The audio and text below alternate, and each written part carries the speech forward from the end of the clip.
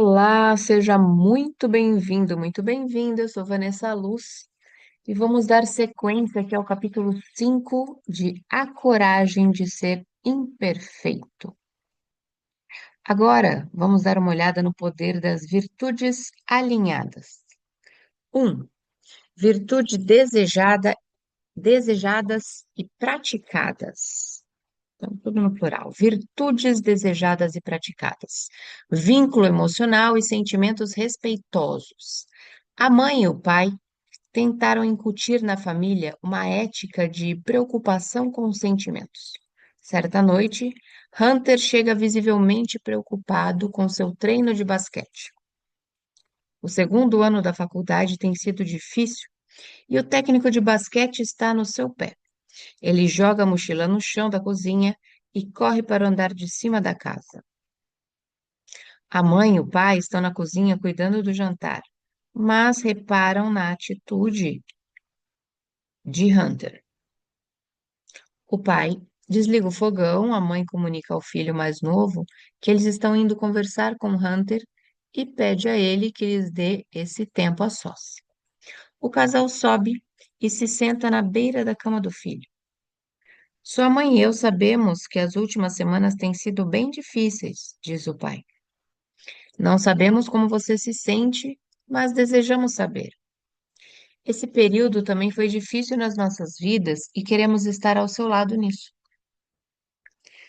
Esse foi um grande exemplo de como diminuir a lacuna de valores e fortalecer o vínculo. Na entrevista, o pai me contou que isso fez todos eles se sentirem muito vulneráveis e que chegaram até a chorar. Ele disse que compartilhar as próprias dificuldades da juventude com o filho realmente melhorou o relacionamento entre eles. Quero enfatizar que esses exemplos não são ficção. Eles foram citados em minha pesquisa. Sei que não podemos ser modelos perfeitos o tempo todo, mas quando nossas virtudes praticadas estão frequentemente em conflito com as expectativas da cultura que nos cerca, o descomprometimento é inevitável. Se a mãe está exausta depois de uma compra no mercado e vai embora sem pagar uma vez, pode até não ser um grande problema. Porém, se o eu vou embora assim mesmo porque o erro não foi meu se torna uma regra, ela vai precisar flexibilizar suas expectativas em relação às transgressões dos filhos. Se ela liga o carro e vai embora sem pagar, mas logo depois se senta com os filhos e diz com sinceridade: eu devia ter voltado e pagado pelo refrigerante, mesmo que o erro não tenha sido meu. Mais tarde vou voltar lá. Isso é incrivelmente forte.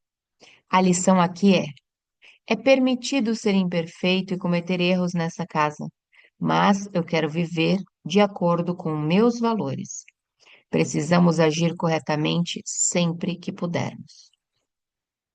O exemplo sobre a vodka no lugar da água é emblemático de um conflito comum entre pais e filhos. Ouço os pais dizerem o tempo todo: eu era terrível e fiz coisas que não quero que meus filhos façam. Devo mentir sobre meu passado? Como uma pessoa que também já aprontou das suas, não acho que a questão seja mentir ou não. É mais uma questão de o que e como contamos. Primeiro, nem tudo que nós fazemos ou fizemos é da conta de nossos filhos. Da mesma forma que quando eles virarem adultos, nem tudo que eles fizerem será de nossa conta. Portanto, devemos examinar a motivação para contar determinada história e deixar que o que estamos tentando ensinar aos filhos governe essa decisão. Segundo, ter uma conversa sincera com os filhos sobre drogas e bebida alcoólica e falar das experiências que tivemos com isso pode ser útil. Mas classificar o que vivemos como algo muito descolado, ressaltando a importância de ser rebelde, pode estar em desacordo com os valores que desejamos que nossos filhos adotem. Como demonstram esses exemplos de virtudes desejadas versus virtudes praticadas? Se quisermos nos reconectar e retomar o vínculo com o outro, precisamos diminuir a lacuna de valores. Diminuir a lacuna de valores é uma estratégia de ousadia. Devemos prestar atenção no espaço que separa o lugar onde estamos do lugar onde queremos estar. E mais importante, precisamos praticar as virtudes que consideramos importantes em nossa visão de mundo. Diminuir a lacuna exige tanto acolher nossa vulnerabilidade quanto preservar no enfrentamento da vergonha. Vou ler novamente. Diminuir a lacuna exige tanto acolher nossa vulnerabilidade quanto perseverar no enfrentamento da vergonha. Seremos cobrados a dar respostas como líderes, pais e educadores, de maneiras novas e incômodas. Não precisamos ser perfeitos, mas temos que estar atentos e comprometidos para alinhar nossos valores com nossas atitudes. E devemos estar preparados. Os gremlins vão agir com força máxima, pois eles gostam de atacar exatamente quando se está a um passo de pisar na arena, ficar vulnerável e assumir alguns riscos. Nos próximos dois capítulos, vou utilizar os conceitos que introduzi aqui sobre como se arriscar corretamente e dizer o que é preciso fazer para promover o comprometimento e transformar a maneira como agimos no papel de pais, educadores e líderes. As três perguntas a seguir irão guiar estes capítulos. 1. Como a cultura da escassez influencia as escolas, as empresas e as famílias? 2. Como reconhecemos e combatemos a vergonha no trabalho, na escola e em casa? 3. Como podemos diminuir a lacuna de valores e viver com ousadia nas escolas, nas empresas e nas famílias? Capítulo 6. Compromisso perturbador.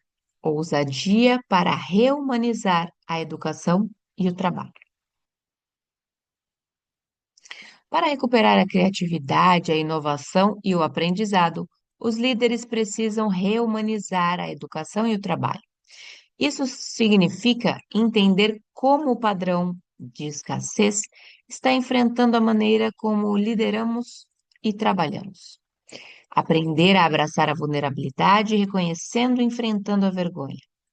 Não se engane, conversas honestas sobre vulnerabilidade e vergonha são perturbadoras. O motivo pelo qual não costumamos ter essas conversas nas empresas é que elas lançam luz em cantos obscuros. Sempre que há consciência e entendimento, voltar atrás é quase impossível e traz consigo graves consequências. Todos queremos viver com ousadia.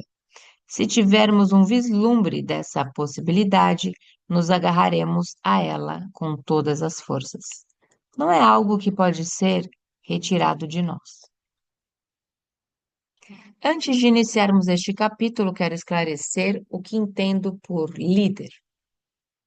Líder é alguém que assume a responsabilidade de descobrir o potencial de pessoas e situações. O termo nada tem a ver com posição, status ou quantidade de subordinados. Escrevi este capítulo para todos nós, pais, mestres, voluntários e chefes, para todos aqueles que estiverem dispostos a viver com ousadia e liderar. O desafio da liderança na sociedade da escassez. Em 2010, tive a oportunidade de passar um fim de semana prolongado com 50 CEOs do Vale do Silício, na Califórnia. Um dos palestrantes desse retiro era Kevin Sureis, na época presidente da Sirius Materials, hoje Sirius Energy, e eleito o empreendedor do ano de 2009 pela revista Inc. Eu sabia que Kevin iria discursar sobre inovação perturbadora, Portanto, na minha conversa com ele, antes de nós dois falarmos para o grupo e antes que ele conhecesse meu trabalho, eu lhe perguntei: qual é a maior barreira para a criatividade e a inovação? Kevin pensou por um instante e disse: não sei se isso tem um nome, mas, sinceramente, é o medo de lançar uma ideia e ser ridicularizado e menosprezado. Se estivermos dispostos a passar por essa experiência e sobrevivermos a ela, depois virão o medo do fracasso e o medo de estarmos errados. As pessoas acham que só são boas se suas ideias forem boas, que suas ideias não podem parecer estranhas demais e que elas não podem deixar de saber algo. O problema é que as ideias inovadoras geralmente parecem loucas, e o fracasso e o aprendizado fazem parte da revolução. Mudança gradual e evolução são importantes e precisamos delas, mas estamos ávidos por uma revolução verdadeira. E isso exige um tipo diferente de coragem e criatividade. Antes dessa conversa, eu nunca havia perguntado especificamente sobre inovação aos líderes que entrevistei, mas tudo o que Kevin disse estava em sintonia com minha pesquisa sobre trabalho e educação. É verdade mesmo, falei para Kevin. A maioria das pessoas e empresas não consegue suportar a incerteza e os riscos da verdadeira inovação. Aprender e criar são atitudes que, por natureza, nos colocam em posição vulnerável. Nunca há certeza suficiente. As pessoas querem garantias. Exatamente. Tem algo relacionado ao medo que impede as pessoas de irem em frente. Elas se concentram no que já sabem fazer bem e não correm mais riscos. Houve uma breve pausa em nossa conversa, até que ele me fitou e disse: vejo que você é pesquisadora. O que faz exatamente? Dei risada. Estudo esse algo relacionado ao medo. Sou uma pesquisadora da vergonha e da vulnerabilidade. Quando voltei para o quarto do hotel, peguei meu caderno e escrevi notas sobre a conversa com Kevin. Ao pensar sobre aquele algo relacionado ao medo, me lembrei de outra anotação que havia feito no mesmo caderno. Voltei algumas folhas e encontrei o que tinha escrito depois de conversar com um grupo de alunos do segundo ciclo de ensino fundamental sobre suas experiências em sala de aula. Quando pedi a eles que me dissessem qual era a chave para o aprendizado, uma menina deu a seguinte resposta, enquanto seus colegas assentiam com a cabeça. Às vezes, dá para fazer perguntas ou desafiar ideias durante a aula, mas se a gente pega um professor que não gosta disso, ou se alguns colegas ridicularizam quem age assim, é terrível. Acho que a maioria de nós acaba aceitando que o melhor é manter a cabeça baixa, a boca calada e as notas altas. Quando reli esse trecho do caderno e pensei na conversa com Kevin, fiquei pasma. Como professora, senti tristeza. Não se pode aprender de cabeça baixa e boca fechada. Como mãe de uma aluna do ensino fundamental e de um menino do jardim de infância, eu me enfureci. Como pesquisadora, comecei a ver como são frequentes as semelhanças entre as lutas de nosso sistema educacional e os desafios que enfrentamos no local de trabalho. Primeiro, vislumbrei isso como duas discussões diferentes, uma para educadores e outra para líderes. Porém, quando revisitei os registros da pesquisa, concluí que professores e diretores de escola são líderes. E que executivos, gerentes e supervisores são professores? Perdão, não é uma pergunta. E que executivos, gerentes e supervisores são professores? Numa empresa ou escola, pode ter nenhuma empresa ou escola pode ter sucesso sem criatividade, inovação e aprendizado permanente. E a maior ameaça a esses três elementos é a falta de motivação. Pelo que aprendi com a pesquisa e pelo que observei nos anos em que trabalhei com líderes de escolas e de empresas de todos os tipos e tamanhos, acredito que devamos reexaminar completamente a questão da motivação. Para recuperar a criatividade, a inovação e o aprendizado, os líderes precisam se comprometer a rehumanizar a educação e o trabalho. Isso significa entender como o padrão de escassez está afetando a maneira como lideramos e trabalhamos, aprender a abraçar a vulnerabilidade, reconhecendo e enfrentando a vergonha. Isso é o que chamo de compromisso perturbador. No livro Out of Your Minds, Learning to be Creative, Fora de Si, Aprendendo a Ser Criativo, Kim Robinson é bastante incisivo ao falar sobre a necessidade dessa mudança, que venha a substituir o conceito ultrapassado de que as instituições humanas devem funcionar como máquinas. Ele escreve. Por mais sedutor que o exemplo da máquina possa ser para a produção industrial, organizações humanas não são máquinas e as pessoas não são peças de uma engrenagem. Seres humanos têm valores, sentimentos, percepções, opiniões, motivações e histórias de vida, ao passo que engrenagens e rodas dentadas não os têm. Uma empresa não é uma instalação física dentro da qual opera, é a rede de pessoas que nela atua. Não se engane, a reumanização do trabalho e da educação exige uma liderança corajosa. Conversas honestas sobre vulnerabilidade e vergonha são perturbadoras. O motivo pelo qual não costumamos ter essas conversas nas empresas é que elas lançam luz em cantos obscuros. Sempre que há consciência e entendimento, voltar atrás é quase impossível e traz consigo graves consequências. Todos queremos viver com ousadia. Se tivermos um vislumbre dessa possibilidade, nos agarraremos a ela com todas as forças. Não é algo que pode ser retirado de nós. Reconhecendo e combatendo a vergonha. Vergonha produz medo.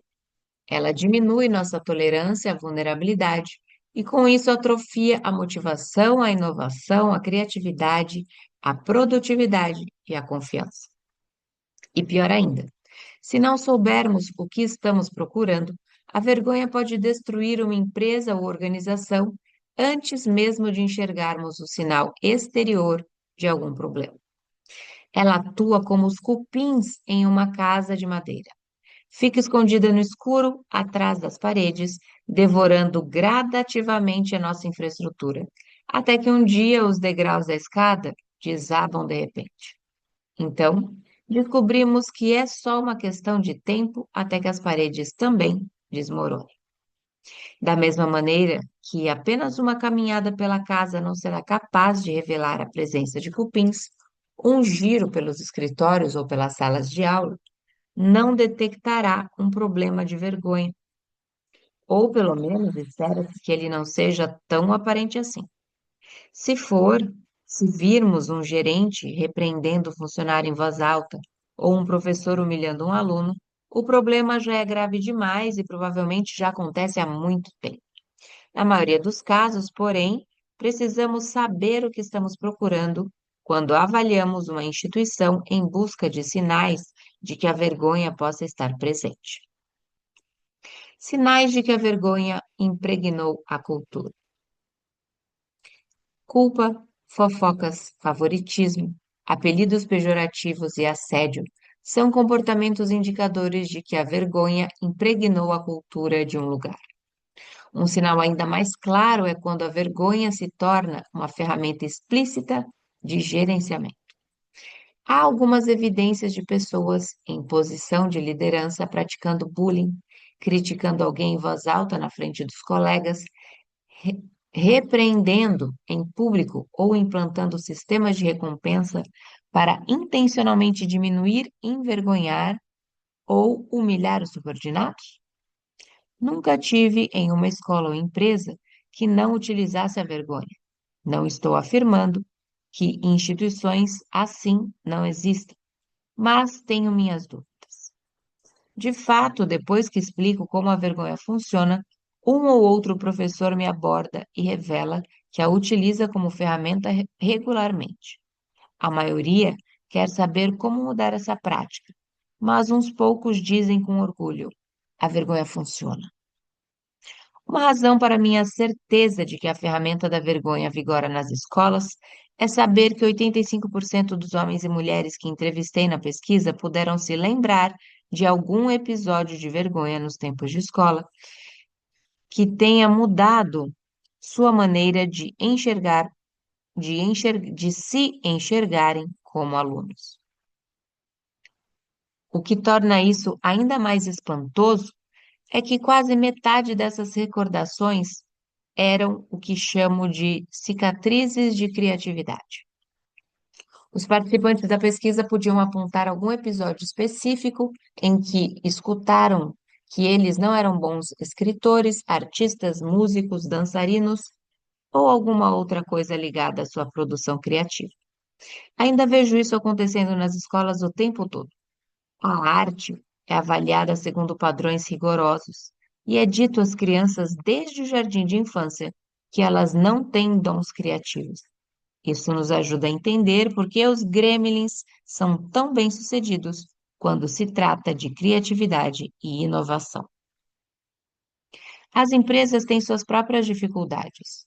O Workplace Bullying Institute, Instituto Americano que monitora o bullying no local de trabalho, define essa prática como maus tratos repetidos, sabotagem que impede que um trabalho seja executado, abuso verbal, conduta ameaçadora, intimidação e humilhação. Uma enquete feita em 2010 pela Zogby International, a pedido da WBI, concluiu que cerca de 54 milhões de trabalhadores americanos, 37% da força de trabalho do país, já sofreram bullying no trabalho. Além disso, outro relatório da WBI revelou que, em 52,5% das vezes, os trabalhadores afetados disseram que os chefes nada fizeram para interromper o bullying. Quando vemos a vergonha sendo usada como ferramenta de gerenciamento e controle, novamente, isso significa bullying, críticas na frente dos colegas, repreensões públicas ou um sistema de recompensa que intencionalmente humilha as pessoas, é preciso tomar providências claras, porque pode estar havendo uma infestação de cupins na empresa ou instituição. E devemos lembrar que isso não acontece da noite para o dia. É necessário também ter em mente que, se os funcionários forem obrigados a conviver constantemente com a vergonha, é certo que estarão repassando essa cultura para clientes, colaboradores, alunos e famílias. Portanto, se isso está acontecendo e pode estar circunscrito em uma unidade, a uma equipe de trabalho ou a pessoas específicas, é um problema que deve ser tratado imediatamente e sem o uso da vergonha como ferramenta. Aprendemos a sentir vergonha com nossa família, e muita gente cresce acreditando que ela é um método eficiente e eficaz de governar as pessoas, conduzir uma turma e criar filhos. Por essa razão, constranger alguém que utiliza a ferramenta da vergonha não é útil. Mas não fazer nada é igualmente perigoso, não apenas para as pessoas que estão sendo vítimas da cultura da vergonha, como também para a instrução como um todo, instituição, perdão, como um todo. Há muitos anos, um homem se aproximou de mim após um evento e disse: Me entreviste, por favor. Sou condutor financeiro e você não vai acreditar no que acontece em minha empresa. Quando encontrei Dom para entrevistá-lo, ele me contou que onde trabalhava, os funcionários escolhiam a sua sala de trabalho a cada trimestre com base nos resultados financeiros. A pessoa com o melhor desempenho no período era a primeira a escolher, e quem estava ocupando a sala, cobiçada, tinha que arrumar as gavetas e cair fora. Ele balançou a cabeça e sua voz ficou um pouco rouca quando disse: Como obtive os melhores resultados nos últimos 6 trimestres, seria possível pensar que eu gosto desse método, mas não gosto. Na verdade, odeio isso. O ambiente ficou horrível. Ele me contou então que depois dos resultados do trimestre anterior, seu chefe entrou em sua sala, fechou a porta e lhe informou que precisaria remanejar as salas. A princípio, pensei que meus índices haviam caído, mas ele logo me disse que não importava se eu tinha os melhores resultados, nem se eu gostava da minha sala. O objetivo era aterrorizar os outros membros da equipe. Ele disse: rebaixá-los em público constrói o caráter. É motivador. Antes do final da nossa conversa, Dom me revelou que estava procurando emprego. Sou bom no que eu faço e até gosto do meu emprego, mas não fui contratado para aterrorizar pessoas. Eu não sabia por que estava tão infeliz, mas depois de ouvir sua palestra, eu descobri. É por causa da vergonha. Está pior do que nos tempos do colégio. Agora vou achar um lugar melhor para trabalhar e poder ter certeza de que meus clientes vão querer me seguir. No livro I Thought I Was Just Me, pensei que era só comigo, conto a história de Silvia, uma produtora de eventos na faixa dos 30 anos que deu início à nossa entrevista dizendo: eu queria ter sido entrevistada por você há 6 meses. Eu era outra pessoa, completamente oprimida pela vergonha. Quando lhe perguntei o que queria dizer com isso, ela explicou que ouvira uma amiga falar sobre minha pesquisa e resolveu se voluntariar, porque sua vida tinha sido transformada pela vergonha.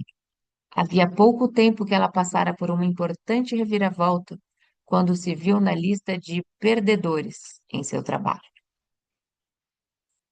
Após 2 anos do que seu chefe chamava de um trabalho impressionante, vencedor, ela cometera seu primeiro grande erro, que custou à agência um cliente importante. A reação dele foi colocá-la na lista dos perdedores. Ela me disse: meu chefe mantém 2 quadros brancos na porta de sua sala, um com a lista de vencedores e outro com a de perdedores. Num instante, fui de uma para o outro. Ela confessou que por algumas semanas mal conseguia trabalhar. Silvia perdeu a confiança e começou a faltar ao trabalho. A vergonha, a ansiedade e o medo tomaram conta dela. Depois de 3 semanas muito difíceis, ela pediu demissão e foi trabalhar em outra agência. E ficamos por aqui em mais esse dia maravilhoso de leitura. E se você nos acompanhou até aqui e ainda não é inscrito no canal, se inscreva agora, ative o sininho para não perder nenhum novo vídeo que vai chegar aqui no canal. Deixe seu like e eu te convido a ler a descrição desse vídeo. Tenho certeza que ele vai te impulsionar a escrever algo logo abaixo nos comentários.